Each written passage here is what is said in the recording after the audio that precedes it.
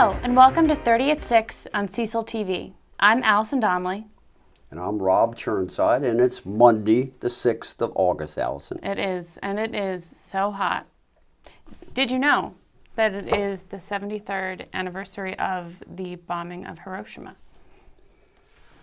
I did not know that. Just and a fact. Still a lot of fallout probably somewhere. We don't want to see any more fallout, any more bombs. It's hot enough without the bombs. Yes, that's true. The dog days. Yeah, how were they? The dog days, we got 9 more left. Oh, I meant the dog days of summer in Elkton. Oh, the dog days of summer, they were fine. They had little treats for the dogs out on Main Street and different places, and cooling stations, and they would give the dogs special stuff to put on their paws. Always doing something in downtown Elkton. Yeah, it's a great place. Yep. And now for the news. In response to the 14 active shooter incidents in K-12 schools in the first 6 months of 2018, County Executive McCarthy announced on Friday that he has introduced a bill to the County Council that will create a small caps budget line in the amount of $1 million in the fiscal year 2019 budget to improve safety and security in our schools. The legislation will be introduced to the Council on Tuesday, August 7th. Following the release from the Conowingo Dam, the Maryland Department of Natural Resources is urging boaters to use extreme caution and to contact the Natural Resources Police or Coast Guard to report navigation hazards. Parks and Recreation Director Clyde Van Dyke announced today that temporary parking facilities are nearing completion at Brantwood Park, allowing for the north side of the park area to open for passive recreational activities including running, walking, hiking, bicycling, bird and nature observation, as well as fishing, beginning August 15th. Pets are welcome too, but owners are asked to keep them on their leashes and properly dispose of waste. China's recent ban on many recyclables previously imported into their country and a newly imposed 0.5% contamination rate limit on what materials they will accept have caused the value of recyclables to drop and the overall cost of recycling programs to rise significantly. Despite these changes, Cecil County Solid Waste Management Division reports it has thus far been able to keep fees at the same rate for recyclables and trash. This means that if you self-haul your own waste and recyclables to our facilities, you will see that fees have not changed. If you have trash service and your provider delivers their trash and recyclables to the Cecil County Landfill and Recycling Center, their tipping fees have also not been increased. And now for a word from our sponsors. Hi, I'm Dr. Sam Charles. For 30 years, I have been practicing functional medicine and gentle chiropractic. Elkton Chiropractic Neurology is dedicated to enhancing whole body rejuvenation, whether or not you are afflicted with injury or disease. We utilize a structural, neurologic, metabolic, nutritional, and energetic approach to restoring your body to its full potential. After coming to Dr. Charles, I'm better than I was before. You deserve to feel good and to have an active lifestyle, so why not call Elkton Chiropractic Neurology today? I'm home! Wow, it's hot in here. Grandma says call the Moon Man. Moon Man, the AC is out and my family is melted! At your service! There you go! Mission accomplished! Thanks, Moon Man! The house is nice and cool again. Moon Man, you're awesome. You're welcome! Just go to moonairink.com. For out of this world service, moonairink.com. Hello and welcome back to 30 at 6. For this month's installment of our partnership with APGFCU, we have Andrea Vuncannon. She's the Financial Education Manager at APGFCU, and she's here to talk to us about some tips for talking to your kids about financial literacy. Yes, Thanks thank for you. being here. Thanks, Alison. Nice to meet you. So we are talking about 4 tips for talking to your kids about money. Yes. So this started with a 2017 survey from T. Rowe Price, and it said 69% of parents are reluctant to talk to their kids about money.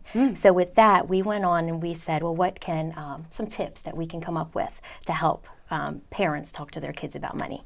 So the first tip I have is start slow. If you haven't talked to your kids about money yet, you don't want to go into a 5-hour, you don't want to go into a 5-hour presentation about your contributions on your Roth 401k. So what you want to do is just start slow. start by answering their questions that they might have about money, and then go from there. You might be surprised about how much your child already knows about money, Right. or you might be the opposite. That's when you might need to say they need to know a little bit more about the topic. Right, and I think it's great if the topic comes up organically, like if you're checking out at the grocery store, and your child has a question about the things you're buying, why you buy one thing over another. Yes, that's exactly right. And you know, Mom, how do people make money? Questions like that always come up, organically, like you said. Yeah, you gave a great example about a police officer. Yes. Walking down the street. How does the police officer make money? Make money, yes. Yep, or somebody on, a utility pole as you're driving by. That's his job, and that's how he makes money. Right. So, yes, so my next tip that we have is just be honest with your kids. If you had financial failures in the past, you can bring up those financial failures and say, I got myself into some debt, but this is how I paid it off. Or, maybe I was late on a couple car payments and this is how it messed up my credit. Right. So those type of, be honest with them and make sure that they know that sometimes if you fail, you can always recuperate from that. Right. And, some parents, because they've had failures, feel like uncomfortable talking to them about money in general because they feel like if they failed, then they don't want to talk to their kids about money. But you would be surprised. You guys can learn together. Oh, yeah. Some of the topics. Absolutely. So. Another tip that we had come up with from this survey was set family goals. So you want to make sure that you guys are sitting down together as a family as much as you can, sitting down as a family and going over some goals that you might have. And they might be short-term goals or long-term goals. So we have a long-term goal in my family right now. We started it a year and a half ago. We're saving for a trip to Disney, which is coming up in October. My kids are very young, so I feel like that goal was just a little too much for them. It took a year and a half, and their bucket's halfway full. So they keep saying, are we ever getting to the point where we go to Disney? Right. So, that may have been something that was a little over their heads, that long-term goal. But you learn from that and you adjust. So then setting short-term goals as a family. And it doesn't have to be saving in a jar. It could be looking at your utility bill as a family and going... This is a great idea. Looking at the utility bill and saying, the utility bill for 3 months in a row has been, $50 higher than what we normally spend on a utility bill. So sit down together as a family and say, we're going to, for the next month, try to cut the bill down $50. Right. And it doesn't have to be as high as $50. It could be just make sure it's an achievable goal for the whole family. And so what you want to do is look at that bill, try to cut $50, and then set realistic, detailed goals. So, for 1 hour a day, there's going to be no energy usage, or as realistic as you can get with that. Right. Or, making sure that the lights are off and things are unplugged. So you want to reward yourself when you hit that goal and you guys achieve it as a family. So if we did, the next bill comes out and we save $50, yay, get excited about it and say, we'll go for ice cream, So it's $50 worth of ice cream. $50 worth of ice cream, yes. So that is just another way that a family can set goals together. That's so cool. And I remember my mom used to have, she used to give me like a little financial lesson on the back of a pizza box. She would write down what we spend money on. I don't know why a pizza box. Maybe we spent a lot of money on pizza. No, it's different and it's fun. Yeah. And that's important is although this topic is one that may be, a little bit, the kids, do they want to learn about money and things like that, but it's just something to make fun and have, and then your mom doing it on a pizza box, that's just another activity that taught you how, and you remember that. Yeah. So at any of the lessons you got on that pizza box, you remember. So, and just do it together as a family. So learning about money together as a family, as a whole unit, and eventually you are going to hit topics where you yourself don't understand some of the things, but the main thing is to learn about it together and grow together, and any excuse to get more time with your kid, I guess. So what tips do you have for parents who need some more resources? So more resources that parents can go to, CFPB, it's it is Consumer Financial Protection Bureau, .com. And what that is like a site where they go from the age of 3 to 18 plus, and it offers details of every age range where the child should know about money, and they give activities, and they give even some curriculum where you can go in and do activities and tools and resources, so that way you can better educate your family. That's great, because you really can start any time to Anytime. teach your child about literacy. But And the U.S. Excuse me. oh no, I was just going to say, really helpful to know where someone can go. Yes, and the USMint.gov, that is also another site where they provide tools and resources for family. And of course, your local library has resources. And then also APGFCU.com, we Right. have a financial resource page Right. that you can go on. Right, and we'll be sure to share those links as Yes. well. Well, thank you so much. Thank you. And This just has been remember, great. keep it simple Oh. and have fun. Yes, yes.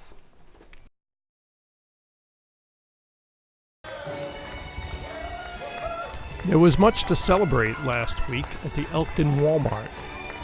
Wednesday was graduation day for the first class to attend Walmart's newly built training academy. In caps and gowns, the graduation class of 67 Walmart associates received their diplomas and the accolades of Walmart managers. The event also included the awarding of several community grants to local nonprofits, including Deep Roots, Plumpton Park Zoo, and Special Olympics. Hi, my name is Dawn.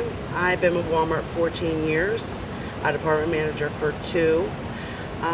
Attending the Academy training program has really helped. I've learned a lot of skills to make me a better department manager.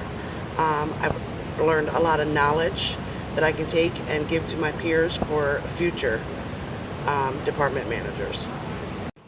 Hi, this is Doug Donnelly for Cecil TV. We're here at the Elkton Walmart with Lloyd Raybuck, the store manager. And Lloyd, could you tell us what happened here today? Sure. We at the grand opening of our Academy facility here in the Elkton, Maryland store. We celebrated today with our first graduating class of 67 associates that were able to go through our training that provided by the Academy. This is the 196th Academy for Walmart stores, and ultimately will be approximately responsible for approximately 21 stores training. After the event, we were given a tour of the new education facility. The building is situated across the parking lot from the Elkton store and includes tech-equipped classrooms, many computers, and even a virtual reality room. For Cecil TV, this is Doug Donnelly. And now Cecil County in the World 36 offers you a big treat. Here from Elkton Station, Cecil College, Andrew and Kelsy to talk to us about TenFest. Thanks, What Rob. is it? Yeah, thanks, Rob. Thanks for having us. You're welcome. I know we've got a lot of great events coming up this semester, and I know we're going to hear about those a little bit later, in broadcasting. But tonight, actually, we're inviting everyone to audition and apply for something we call TenFest. And one of our theater instructors, Kelsy Bostic, will give you a little more information about that.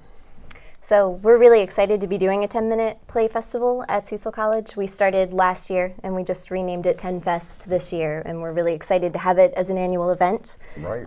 As part of our theater program and also as part of our music program, we're really interested in getting the broader community of Cecil County involved in what we're doing. We think it's great for our college students to get the chance to work with more experienced musicians and actors as they're taking classes with us and growing as performers themselves. So TenFest is a great way for us to get the community involved. So we're looking for local playwrights, we're looking for local actors and local directors.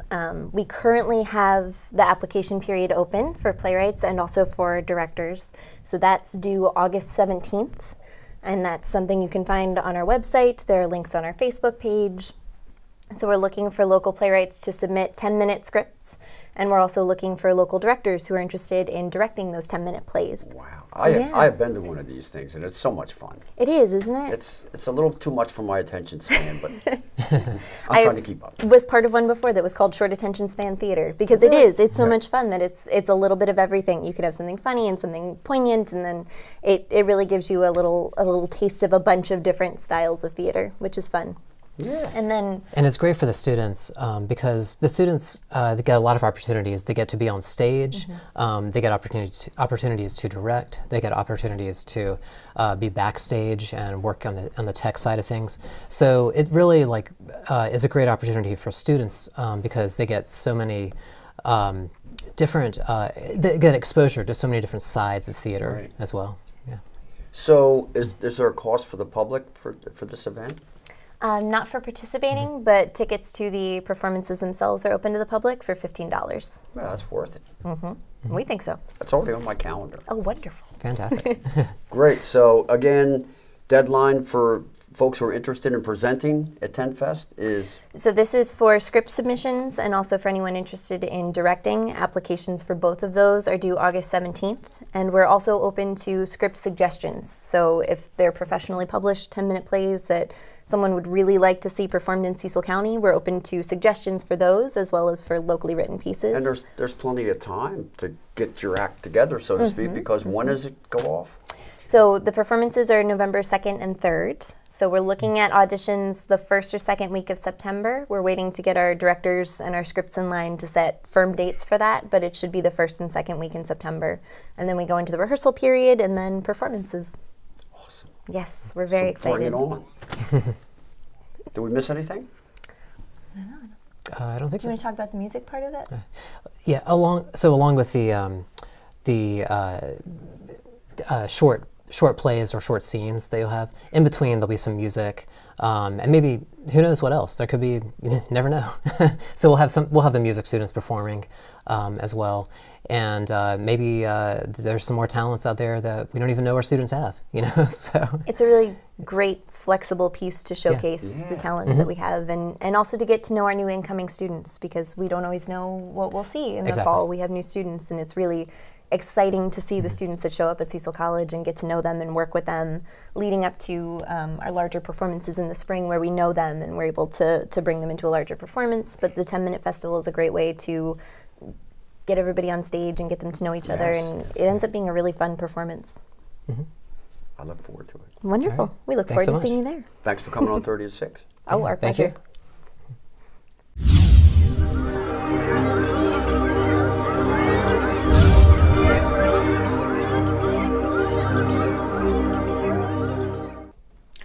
So you have plenty of things that you could do with your August weekend, but one of those things is the Upper Bay Arts Festival at Shelter Cove Yacht Basin. And here to talk about it is Dominic Nicosia, president of Galahad Marine Properties. Thanks for being here. Thanks for having me, Alison. Of course. So tell us a bit about why this arts festival got started. So our first acquisition was McDaniel Yacht Basin. It's a beautiful big piece of property, and we were thinking about, what could we do to kind of acclimate to the area and get some area people in, because we're an operator that's not local. Oh, so right. I live in South Florida, and they have an art festival in town every year that started out with a couple of tents, and now it's a 5-day extravaganza. So we decided, well, let's try a little art festival, and it. Last year was our first year, and we got such a great turnout and a lot of positive feedback, and all the vendors did well and everybody enjoyed it. So we decided to make it an annual thing. So this year is our second annual. Awesome. So it's this Saturday from 10 to 7. 10 to 7 on Saturday at Shelter Cove Yacht Basin. And what can people expect? What kind of vendors? So we'll have over 30 vendors. We also have craft beer and wine. We have 3 local wineries and a local craft beer establishment. We'll have our ship store. We'll have cleaning products and nautical stuff on sale. We have stuff for the kids. We have food trucks. We have games. We'll have live music and a DJ. Great. So it'd be a pretty nice event. And lots of local art, I'm guessing. There'll be over 30 vendors ranging from local artists, regional artists, jewelry, wood carvings. Oh, cool. So a little bit of everything. And we're really excited about the turnout this year, because we've actually doubled in size from last year, and we're hoping to double up every year. So. Yeah, that sounds like a great way to spend the day for the whole family. You have music, food, beer. Lots to do. Yeah, lots and to do. It sounds like a beautiful property. And it's overlooking the Northeast River. It's a beautiful backdrop.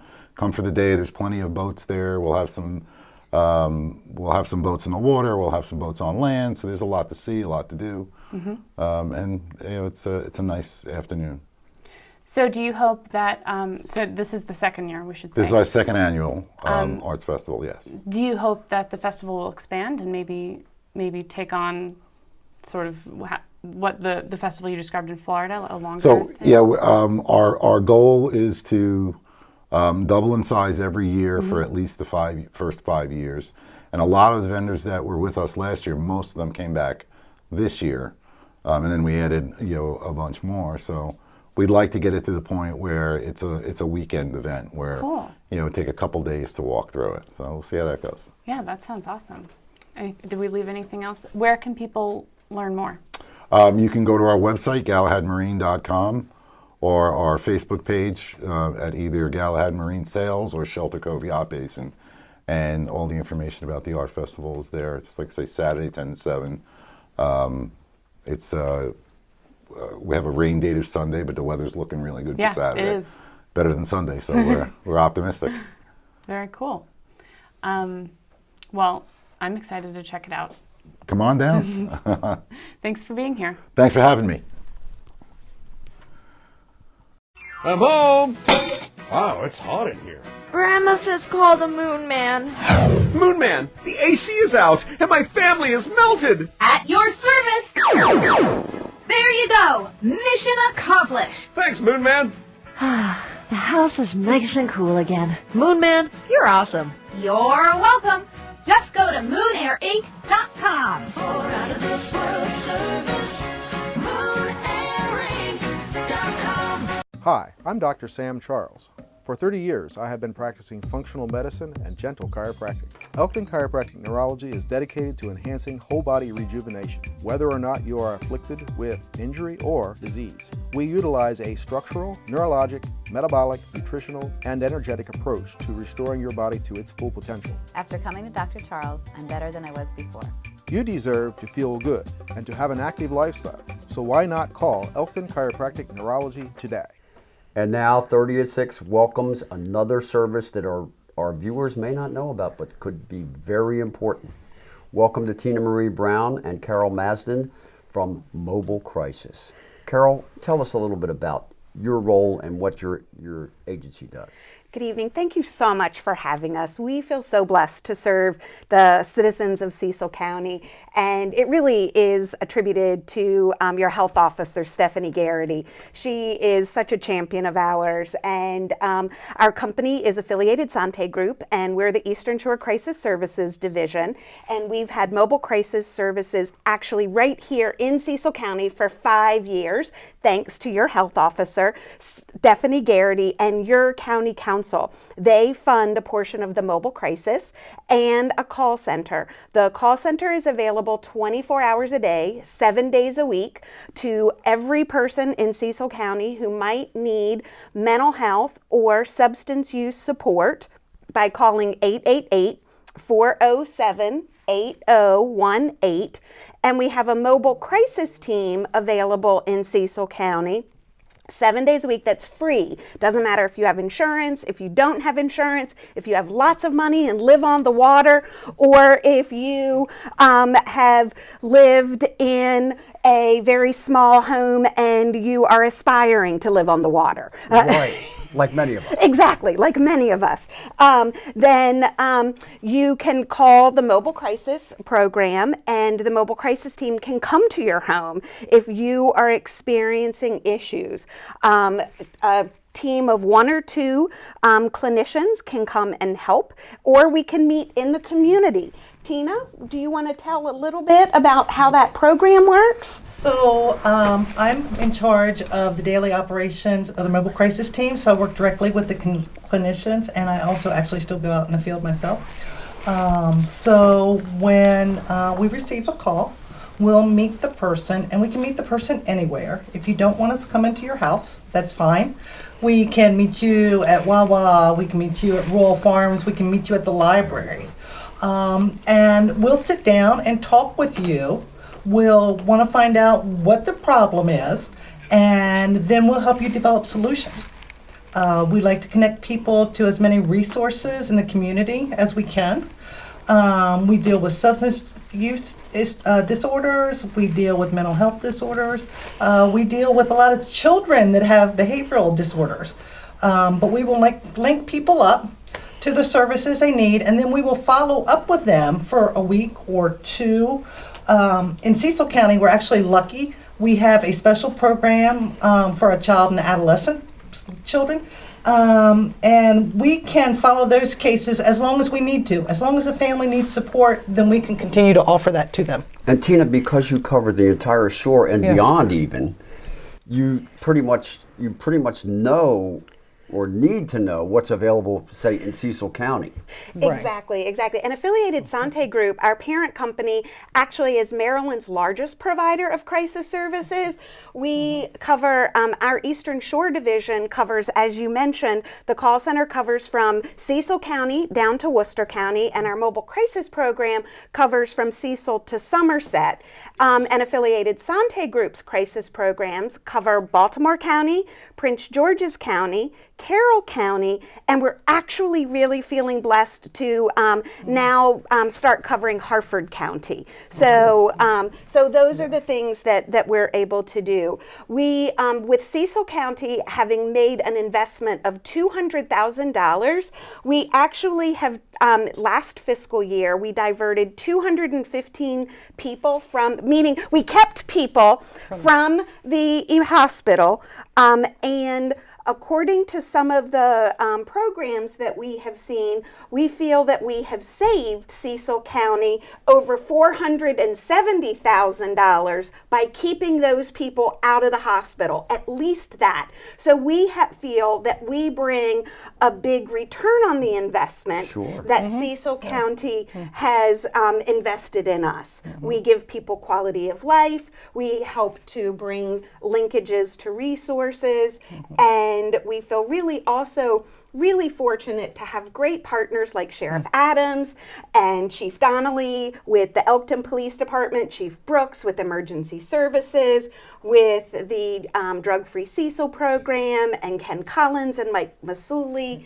I mean, just great partners here in the community. Well, that's always great to hear. And you kind of answered one of my questions. You said 215 people have been diverted thus far this year in Cecil County. That's just from the emergency room. Right. Well, we actually went out to what we call dispatches. We actually did a total of 706 dispatches. Wow. But we calls for service, but actually 215 of those folks would have gone to the hospital if it were not for our services. And that's kind of one of your goals, is to prevent that We want to keep people from going to the hospital. That being said, if we really think somebody does need to go to the hospital, we will go with them. Right. And we will talk to the charge nurse, the behavioral health team, the doctor, to let them know what's going on with that person and why we can't keep them safe in the community.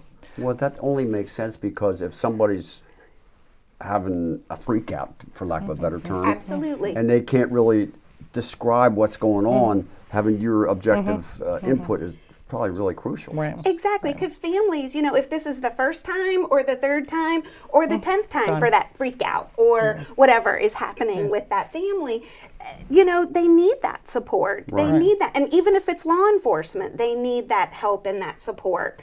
And, you know, we feel really blessed to be able to partner in those times. And that's something, how do you partner with law enforcement? Law enforcement will call us if they have concerns about someone, or maybe they've been out to Mrs. Jones' house 6 times this week because she thinks there's people crawling around in her attic. They will call us, and then we'll go out and try and work with Mrs. Jones. We'll try and set up with services if she'll allow us to. It's a voluntary program. And we will continue to offer her to support. Something like that, we might try and get Mrs. Jones to call us instead of the law enforcement. If we go out in a neighborhood that we think is not safe, the police will go with us, not to arrest anybody, just to make sure everybody's safe. And they'll do what we call a well-being check, and they'll go with us and they'll make sure the scene is clear and safe for us, and which is a big help for everybody. Well, I'll tell you what, So how many years have you been doing this now in Cecil County? We have been providing the service 7 years in Cecil County, but we've actually had a team here for 5 years. So we're really excited that this is our 5th anniversary in Cecil County with the team. Well, again, folks, the service is out there. It's free. And what's the contact number again? 888-407-8018. And it's free. Great. Thank you both. Thank you.